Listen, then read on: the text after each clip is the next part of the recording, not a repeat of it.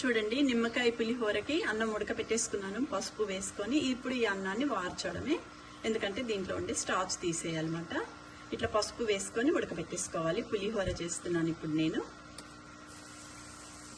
చూడండి, రైస్ అంతా కూడా వాటర్ అంతా స్ట్రెయిన్ చేసేసాను. పులిహోర ఈజీగా రెడీ అయిపోతుంది మనం ఇట్లా అన్నం రెడీ చేసి పెట్టేసుకుంటే. ఇప్పుడు తాలింపు వేస్తాను చూడండి. చూడండి, ఒక మూకిడి తీసుకున్నాను. నిమ్మకాయ పులిహోర తాలింపు ఏం వేస్తానో చూపిస్తాను చూడండి. ముందుగా 2 గరిటెలు నెయ్యి వేస్తున్నాను. తర్వాత 2 స్పూన్లు పల్లీల నూనె వేస్తున్నా. 2 స్పూన్లు పల్లీల నూనె. ఇప్పుడు నిమ్మకాయ పులిహోర తాలింపుకి పల్లీలు వేస్తున్నాను.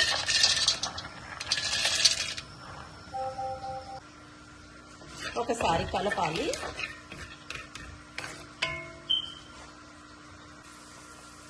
చూడండి చూడండి, ఇట్లా పల్లీలు వేగుతున్నప్పుడే మనం కొంచెం శనగపప్పు, కొంచెం మినప్పప్పు, కొంచెం జీలకర్ర, కొన్ని ఆవాలు.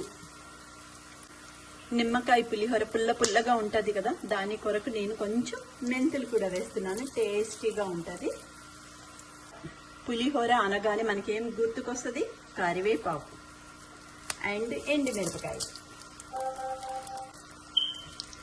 శుభ్రంగా మిక్స్ చేసుకుందాం. ఇలా కలుపుకోవాలి.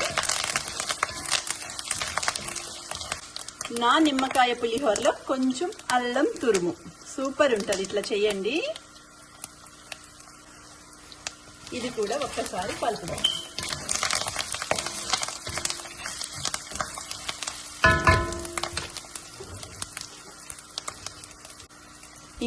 ఇంకా రుచిగా ఉండాలంటే ఇంగువ వేయగానే ఆ రుచి టేస్ట్ మారిపోతుంది అన్నమాట. రుచిగా ఇంగువ. చూడండి, పోపులన్నీ చిటపట అంటున్నాయి.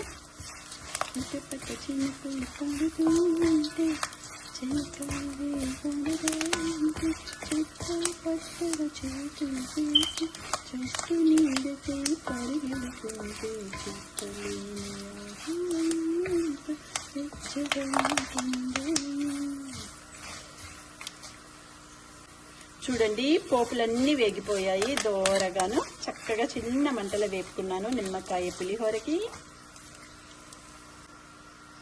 చూడండి, పోపులన్నీ రెడీ అయిపోయినాయి. ఇందాక నేను ఉడకపెట్టి పెట్టుకున్న పులిహోర రైస్ వేస్తున్నాను.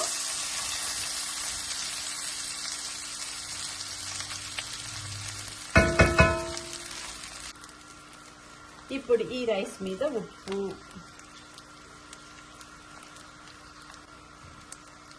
తరువాత నిమ్మకాయ రసం. చూడండి, నిమ్మకాయ రసం ఇంకా కొంచెం వేస్తున్నాను, ఎందుకంటే పుల్లగా ఉంటేనే రుచిగా ఉంటుంది నిమ్మకాయ పులిహోర. ఇప్పుడు ఇదంతా మిక్స్ చేసుకోవాలి. రుచిగా నిమ్మకాయ పులిహోర రెడీ అయిపోతుంది. రేపు శ్రీరామనవమి, మళ్ళీ నేను పానకం చేసుకోవాలి. అన్నీ చేసి మళ్ళీ నేను మీకు చూపిస్తాను. చూడండి నిమ్మకాయ పులిహోర నోరు ఊరుతుంది కదా మీ అందరికీ. ఆహా, ఏ రుచి నిమ్మకాయ పులిహోర, పుల్లగుంటుంది, రుచిగుంటుంది. నిమ్మకాయ పులిహోర రెడీ.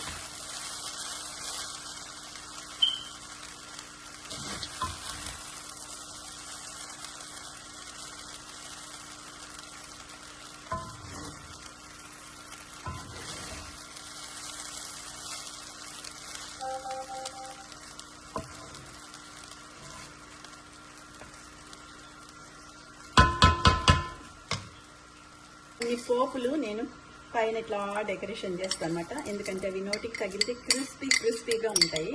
అందుకనేసి రుచిగా నిమ్మకాయ పులిహోర రెడీ.